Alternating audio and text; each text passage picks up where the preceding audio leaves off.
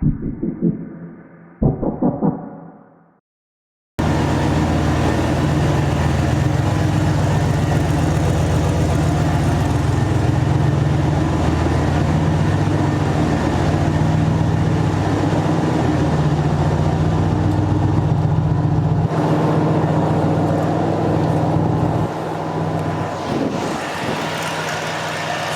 bad, I guess. You could actually hear more than I thought you'd be able to. A little disappointing, but I mean, I guess it is only you know, a thin piece of metal and some spray insulation. Anyway, I don't think I'll bother the neighbors too much. This is the new garage. About 3 times bigger than our last one, so I mean, I absolutely love it. It's a little bit cluttered up with a bunch of crap right now. Like half of it is just strewn about. We had to get all this stuff out of the trailer so that we can go and pick up the truck when we first got here. So a little bit unorganized, obviously, but I mean, we're only ever gonna have about 2, maybe 3 cars at the most in here. So I think this is still gonna be plenty of room to have, you know, tools and workbenches on the outsides, but still having enough, you know, room for 3 cars plus like some extra space. We tried to get as much stuff in the house as we could so that we didn't have anything in the garage that was just straight up storage, like random like Christmas crap and stuff, but I think we're gonna have to. The house is a little bit smaller than our last one, so we don't have as much storage room. But we're gonna try to keep it predominantly, you know, garage stuff, workable stuff. I mean, we are gonna put some couches in here. I got some old couches that we don't have room for in the house, so I was like, well, screw it, why don't we just put them in here? So then we'll put a TV in here, and then we'll have a nice little area that, you know, people can come and hang out while we're working on, you know, whatever. I wanted it to be somewhere where we could spend a little bit more time. So as long as we can get these damn wasps, you know, to stay the hell out, then yeah, it should be a pretty enjoyable place. And this is the reason why I'm taking advantage of the time in here, because I wasn't gonna show this to you until we had it all set up and got all the wasps out of here, but it's so cold and windy today that they're pretty much all asleep. So if you look up in the roof, I don't have, the lens won't probably zoom in, but if you look all along the spine of the roof, like where the little inlets are, there's just packs of wasps in there. So all of those guys are active when it's warm, so I didn't want to come in here the other day. But wanted to kind of show you, you know, what we got going on. I'm gonna change the oil in the fit here for a second, so nothing spectacular. But I wanted to get everybody's opinion on, you know, if you guys have shops or if you've, you know, been in friend shops before, what's the best way to organize your space? You know, like, are the cars more convenient in, you know, close to the doors or all the way in the back? I imagine the cars that we're not gonna be working on for a long period of time, I would want in the back so that we can continue to use the space up front. That's a little obvious, but just let me know if you guys have any, you know, tips or tricks. We're gonna have toolboxes and benches, you know, as much as we can all the way around, and shelves. We want a lot of shelves. I want to always have one empty shelf for each bay so that, you know, when we're taking stuff off of the car, we have somewhere to put it instead of on the floor. So that's one ideal thing. All right, so we got the oil change done in the fit, but I didn't want to just, I mean, there's not going to be any racing in this video, but I didn't want to just have a video of, you know, walking around the shop and that's it. So I did want to address one of the questions that I often get about the truck, and that is, how did we do the suspension in the rear? So it's a 4-link setup. It's just a Quartermax universal 4-link kit that we retrofitted to this. So what we ended up doing is running a couple of bars between the frame rails and putting our front 4-link brackets on those bars. That doubles as the axle loop, because it's got a loop that goes between or in the middle of the bars, and then the drive shaft goes in that loop. That way it takes care of having a drive shaft loop, doesn't interfere with the bars that we wanted to put across there, and gives us 2 points to actually bolt the brackets to, so it's nice and sturdy. The rear bracket setup is, like I said, just the Quartermax kind of generic brackets. Now, don't be too critical. It's the first one that we had ever done, especially done from scratch, and obviously it works pretty decent, so I don't think we did it too incorrectly, but it might just give you guys an idea if you're thinking about doing the same thing in yours, you know, kind of something to go on, like, oh, I like how we did that, but, you know, I'm definitely doing this part different or something like that, because it's definitely not perfect.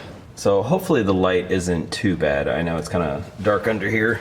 So you can see the back side of the rear four-link bracket and how we attach the shock to that. The biggest thing that we did just recently was this bar across the bottom. So previously we didn't have that bar at all, and so the only thing that was taking all of the force when we would launch, because this whole rear end is trying to pitch up every time we launch it, and these axle tubes were taking the brunt of that force. So now we've got this bar welded across between the two brackets, and then we have the bar welded to the housing itself. So when that thing pitches back, it's sharing the force between the tubes as well as that right there. Yeah, so we came back here and just did this bar up here. Hopefully you can see.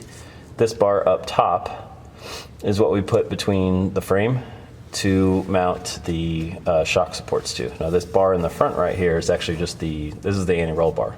These mounts are welded to the bar that goes between the frame, and then this bar has brackets that attach to these radius rods that go down to the four-link brackets on both sides.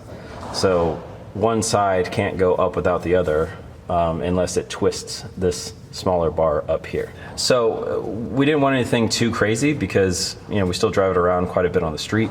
If it's super thick and doesn't twist at all, granted, it's really good to keep the truck from rolling when it launches, but I assumed that it would be pretty rough on the street. Now, these are only single adjustable coilovers. I can adjust the dampening, I can adjust the compression, you know, which has been useful with how we get separation from the suspension, and then I can keep it from just sucking right back up. So it's helped out quite a bit, but it would be nice to be able to really finely control the rate at which it expands. And I do not have that control right now. So as soon as we hit it, it just expands all immediately, and then we control how much it comes back. So it's better than nothing. All right, I had to get some light in here because you could not see anything at all if I didn't. Okay, so I won't be able to point because I'm holding the light, but this is the front side of that rear bracket. And so you can see the four-link bracket that we're using, it doesn't have a crazy amount of adjustment, but it does have a couple of selections for where the four-link bar is actually attached to it. Now, right now we have that top one in the middle hole. I think that's actually, so it's working for us pretty good on a really crappy surface. You know, it's pulling the front of the truck up so that we can transfer some weight really early. I think at the track, when it's a really grippy surface, we don't really need that. And you know, I think it's part of the reason why we wheelie so much. Probably make a pretty big difference if we just put that one to the bottom hole, give it a little bit less leverage on the rear end. But we'll see, we'll give that a try. That's one of the things that we want to do, because there's a lot of really good tracks out here, and you know, we're going to be going a little bit more often than we used to. And I'd like to, you know, really kind of get a good track setup and a good street setup so that, you know, we're a little bit more optimum on both. Right now we're kind of splitting the difference, and it's kind of good at both, but not great at either. All right, so it's kind of hard to get a good shot of this, but here are the front four-link brackets. This is that bar that I'm, one of the bars that I'm talking about. There's one up there that you can't really see. Yeah, I guess you can kind of see this one right here. So those two bars go all the way across, essentially. Now there's a loop in the middle of those two bars that the drive shaft goes through, but essentially we've connected the two frames using these two sets of bars, and you'll see it's the front four-link brackets are welded into each of those bars. So same sort of thing here, got a couple of options, nothing crazy. They got some really fancy four-link brackets that give you a ton of options on both top and bottom. But you know, this is nothing crazy special. And we've tried a couple of sets on these. We've adjusted the fronts a decent amount, tried different instant centers, and what we got right now works pretty decent for both. But like I said, we're gonna try to mess around with that a little bit more, try to get a little bit more optimum in both scenarios. All right, so right there you can see the loop that I'm talking about. So the drive shaft goes right in between that. Those two bars are welded to that loop, and then two more bars on the other side go to the other frame rail. So yeah, pretty much tied those two together and knocked out an axle loop at the same time.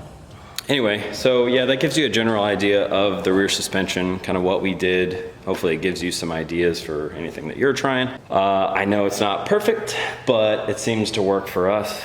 And I mean, if we wanted to go any faster, I think we would be starting with a completely different chassis. I'm not sure I really want this thing to go any faster than it's already capable of right now. And if I did want to go faster, it would need more cage. I would like to, you know, do some frame supporting, but not really a whole lot. I mean, the frame on this thing is actually boxed a decent amount back, but there's just some things that we would probably want to do if we wanted to go crazy fast with it. Right now, I'll try to go as fast as I can at least once down here, but I think probably I'll turn it down after that and just have some fun with it, you know? I don't want to get too crazy.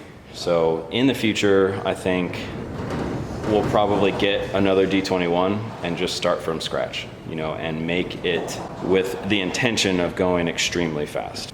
You have to be pretty fast to go small. It's like to be competitive in small tire, and we're just not there. Not just because of the power that we're making, we're just not doing the 60 foots that are necessary to be able to compete with these guys, even if we did have the power. So if I decided to put a crap ton of power in this, put a nice big motor in there, a bigger turbo setup, you know, I'd still be kind of outgunned. It does what we meant it to do well, and that's, you know, be a shit ton of fun. And it does decent on the street, does decent at the track, and that's kind of what we want from it. So won't be doing a crazy amount more with this in the way of getting faster, but we will be doing some cool stuff coming up here to be more consistent. That's one thing that I really harp on everybody else about is, you know, one, power control, especially when you're racing on crappy surfaces, but it goes into being able to adjust to any road. So being more consistent, knowing what it's going to do, so that, you know, you can guess a surface pretty good, but you also have power control means that can actively change to adjust based on a small overshoot. You know, you still got to guess the road, but it's nice to have something in there where you can know that your car is going to soak it up, or is going to soak up that overshoot or undershoot. So that's what we're looking forward to on this.